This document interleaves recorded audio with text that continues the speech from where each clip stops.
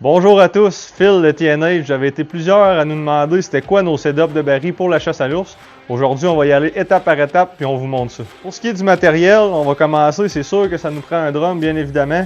Ça va nous prendre une plaque d'acier. Nous autres, c'est 1,8 d'épais par 12 pouces par 9 pouces de minimum. Un corps d'acier, un corps, encore là, ça peut être à votre choix. On peut aller plus petit que ça, mais de préférence, nous autres, avec le temps, ce qu'on aime bien, c'est un corps.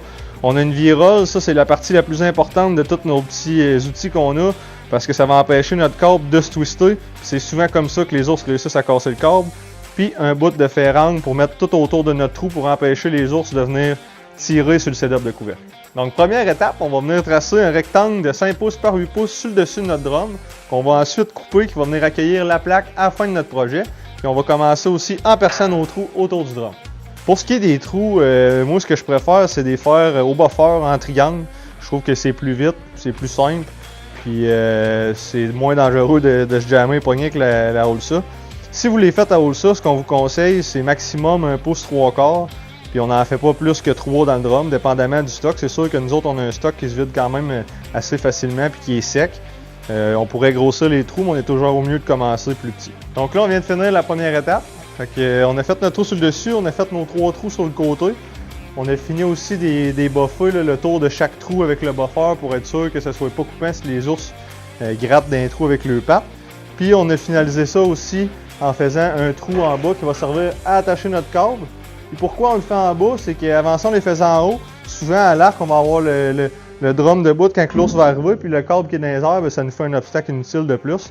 Puis en même temps, en le faisant en bas, ça nous fait un trou pour drainer s'il y a de la pluie à l'intérieur. Pour finaliser la première étape, c'est qu'on va venir juste rincer l'intérieur de notre drum. Ça va enlever les résidus de ferraille qu'on a fait en faisant les trous, puis en même temps, ça va le nettoyer. Prochaine étape, notre fameux couvercle Bear-Proof. Donc là, on a le résultat final de ce que ça donnerait. C'est simple, on va avoir 2 bouts de fer angle de 4 pouces qui couvrent la largeur de notre trou, un de 6 pouces. Pour ce qui est de celui-là d'en avant, vous remarquerez qu'à la place de des autoperçantes, c'est des bottes. La simple raison de ça, c'est que pour venir serrer un bout de fer angle qu'on va venir mettre en dessous de notre plaque, qui va empêcher les ours de peser sur le dessus de la porte qu'elle renfonce par en dedans. Des deux autres côtés, c'est des autoperçantes bien simples pour fixer le fer angle. Les pentures, rien de compliqué encore là. Donc nos deux pentures collées une sur l'autre. On va venir mettre une petite autoperçante ici juste pour aider à tirer. Des fois avec l'huile à patate frite puis les confitures qu'on va mettre, ça va être collant, fait que ça nous permet de lever le couvert. Une autre étape importante, c'est quand on fait nos trous aux alentours de notre plaque qui vont venir fixer au drum.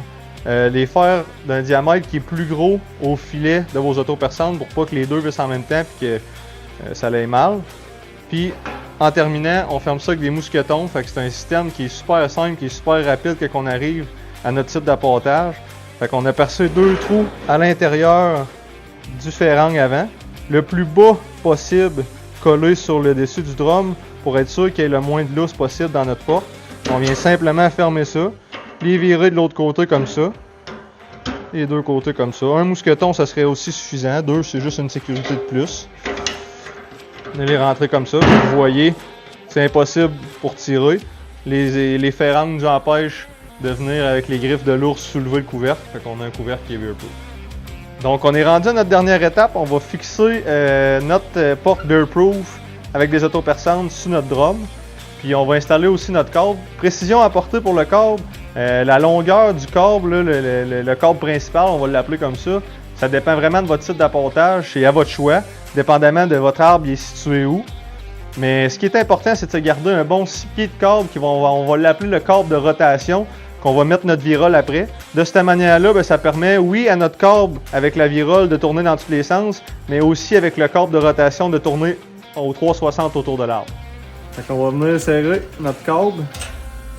On a mis notre petite protège-câble, ça l'empêche le câble de se couper le long du drum. On va venir serrer ça, comme ça. Cette étape-là est tout le temps un petit peu plus tannante. Le câble est assez raide. On va venir serrer au maximum de ce qu'on est capable. Comme ça. Puis on va venir serrer notre câble avec le fer-câble. Notre baril est terminé. On serait rendu à l'étape d'aller l'installer en forêt. On va vous montrer comment on installe notre câble autour de l'arbre, ce qui permet de jamais casser de câble. Donc le bout de 6 pieds qu'on a coupé tantôt de câble servait à ça. Donc lui, normalement, on viendrait mettre notre serre-câble ici. La virole, bien importante, comme je vous ai parlé en début de vidéo. Puis on fixe notre câble après notre virole. De cette manière-là, non seulement le câble ne peut pas s'entortiller sur ce sens-là, mais aussi le drum peut tourner autour de l'arbre à travers la virole sans jamais se mêler. C'est ce qui complète notre vidéo sur la manière de préparer nos barils. En terminant, on vous souhaite une bonne saison de chasse à l'ours.